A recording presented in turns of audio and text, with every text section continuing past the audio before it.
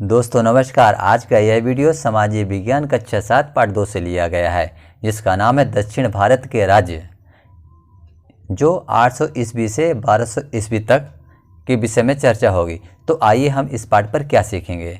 तुम जानेंगे पूर्व मध्यकाल में दक्षिण भारत और उत्तर भारत के राज्यों के बीच निकटता बढ़ने के क्या कारण थे। दूसरा बिंदु, दक्षिण भारत के प्रमुख राजवंश कौन कौन से थे और इन राजवंशों के शासनकाल की विशेषताएं क्या थीं। अगला और अंतिम बिंदु रहेगा समाज, धर्म, साहित्य व कला यानी स्थापत्य के क्षेत्र में क्या प्रगति हुई थी। दोस्तों वीडियो को लाइक करें, दोस्तों को शेयर करें, चैनल को सब्सक्राइब कर बेल आइकन को जरूर दबाएं ताकि आने वाले वीडियो आपको मिलते रहें। तो चलिए शुरू करते हैं अभ्यास प्रश्न। तो अभ्यास प्रश्न 1 है, निम्नलिखित प्रश्नों के सही विकल्प चुनकर लिखिए। पहला प्रश्न है, पल्लव वंश के किस शासक ने राजा पुलकेशिन द्वितीय को हराकर वातापी कोंट की उपाधि धारण की थी। तो यहाँ पर 4 विकल्प आपके सामने हैं। अ महेंद्र वर्मन, ब नरसिंह वर्मन प्रथम, स अपराजित वर्मन और द है यशो वर्मन। इसका उत्तर है ब नरसिंह वर्मन। प्रश्न नंबर 2 है, राष्ट्रकूट वंश के किस शासक ने यलोरा की गुफा में कैलाश मंदिर का निर्माण कराया था। तो दोस्तों इसका जो विकल्प सही है अ कृष्ण प्रथम। तीसरा प्रश्न है इसका, तमिल भाषा में रामायण का रचयिता कौन थे। इसका उत्तर है कम्बन। प्रश्न 2 है, कोष्टक में दिए गए शब्दों में से सही शब्द चुनकर रिक्त स्थानों की पूर्ति कीजिए। पहला प्रश्न है, पल्लव राज्य की राजधानी थी। इस खाली स्थान में आपको भर देना है कांचीपुरम। दूसरा है, चोल शासकों द्वारा बनवाया गया राजराजेश्वर मंदिर बृहदेश्वर मंदिर स्थित है। तो आपको भर देना है यहाँ पर तंजौर। तीसरा है, चोल प्रशासन में प्रांत यानी स्टेट को कहा जाता था।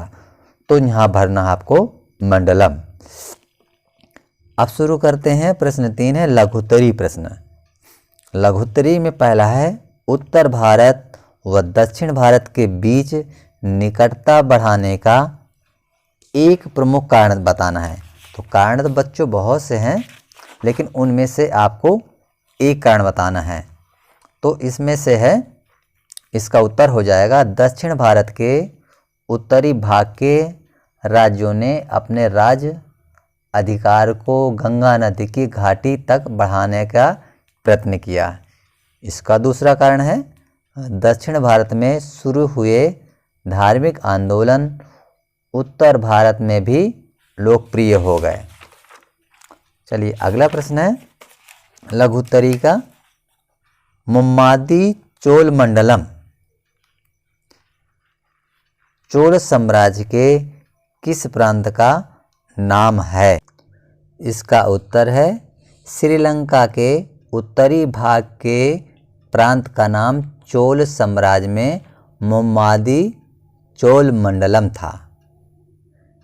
लघुत्तरी का प्रश्न तीसरा है, चोल कालीन स्थापत्य कला के 2 प्रमुख उदाहरण देना है। तो इसका है उत्तर नंबर 1 है, जो स्थापत्य कला के जो 2 प्रमुख उदाहरण हैं उनमें से पहला है तंजौर का राजराजेश्वर मंदिर। दूसरा उदाहरण है गंगई कोट यानी चोलपुरम में स्थापित भव्य मंदिर। लघुत्तरी का चौथा प्रश्न है, राष्ट्रकूट वंश के किन्हीं 3 शासकों के नाम बताइए। तो राष्ट्रकूट के 3 शासकों के नाम इस प्रकार हैं। नंबर 1 कृष्ण प्रथम, नंबर 2 राजा ध्रुव और तीसरे हैं गोविंद तृतीय। अब चर्चा करते हैं दीर्घोत्तरी प्रश्नों की। तो दीर्घोत्तरी का पहला प्रश्न है, चोल प्रशासन की विशेषताओं का वर्णन कीजिए। तो इसका उत्तर जो रहेगा, चोल प्रशासन की प्रमुख विशेषताएं निम्न हैं। राजा को राज्य की सर्वोच्च शक्ति होता था, वह मंत्रि परिषद की सहायता से शासन चलाता था। दूसरा बिंदु है, प्रशासनिक सुविधा के लिए संपूर्ण साम्राज्य प्रांतों, और उस समय प्रांतों को मंडलम कहा जाता था, में विभक्त था, और यह प्रांत जिलों, उस समय जिलों को वलनाडुओं कहा जाता था, में विभक्त है। इसका तीसरा कारण, प्रशासन की सबसे छोटी इकाई ग्राम होती थी, जिसमें ग्राम सभाओं का महत्वपूर्ण योगदान होता था। यह ग्राम सभाएं 3 भागों में विभाजित थीं।